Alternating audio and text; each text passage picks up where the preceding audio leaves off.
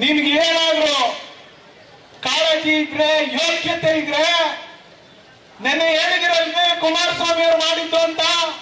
ಕುಮಾರಸ್ವಾಮಿ ಅವರು ಮಾಡಿದ್ದು ಒಂದೇ ಒಂದು ನೋಟಿಫಿಕೇಶನ್ ತೋರಿಸ್ರಿ, ಈ ಕ್ಷಣದಿಂದ ಈ ರೈತರನ್ನ ನಾವೇ ಕೈ ಕಾಲು ಹಿಡಿದು ಒಪ್ಪಿಸ್ತೀವಿ, ಹೌದು ನಮ್ ತಪ್ಪಾಗಿದೆ, ಒಂದೇ ಒಂದು ನೋಟಿಫಿಕೇಶನ್ ತೋರಿಸಿ. ಸುಳ್ಳೇಳಕ್ಕೆ ನಿಮ್ ಯಾರು ಕೇಳೋದಿಲ್ಲ. ನಾವು ಹೇಳಿದ್ದೆ ಸತ್ಯ. ಇಲ್ಲಿ ನಮ್ ಜಿಲ್ಲೆನಲ್ಲಿ ನನ್ನ ತಮ್ಮನ್ನ ಪ್ರಾಧಿಕಾರಕ್ಕೆ ನಿರ್ದೇಶಕರು ಮಾಡಿದ್ರು ಯಾರು ಕೇಳಲ್ಲ, ನನ್ನ ಸಂಬಂಧಿಕರು ಮಾಡಿದ್ರು ಯಾರು ಕೇಳಲ್ಲ ಅಂತ ಹೇಳಿ ನೀವು ಆಡಿದ್ದೇ ಆಟ, ಉಡಿದ್ದೆ ಲಗ್ಗೆ ಅಂದ್ರೆ ಇವತ್ತು ನಮ್ ರೈತರು ಬುದ್ಧಿ ಇದೆ, ರೈತರ ಮಕ್ಕಳು ವಿದ್ಯಾವಂತರಾಗಿದ್ದಾರೆ, ಬುದ್ಧಿವಂತರಾಗಿದ್ದಾರೆ, ರೈತ ಮಹಿಳೆಯರು ವಿವೇಕತೆಯನ್ನ ಗೊತ್ತಿದೆ. ಇವತ್ತು ಅವರ ಕೈಯಲ್ಲೆಲ್ಲ ಮಾಧ್ಯಮ ಇದೆ. ನಿಮಗೆ ಅಲ್ಲೇ ಬಂದು ಚೀತು ಅನ್ಬೇಕಾಗಿಲ್ಲ ಸ್ವಾಮಿ. ನಿಮ್ ಮನೆ ಬಾಗ್ಲಿಗೆ ಬಂದು ಈ ಸರ್ಕಾರ ನಡೆಸೋರಿಗೆ 7,000ಕ್ಕೆ ಹೊಡೆಯಕ್ಕೆ ಬಂದಿರ್ತಕ್ಕಂಥ ನಿಮ್ ಮನೆ ಬಾಗ್ಲಿಗೆ ಬಂದು ಚೀತು ಅನ್ಬೇಕಾಗಿಲ್ಲ.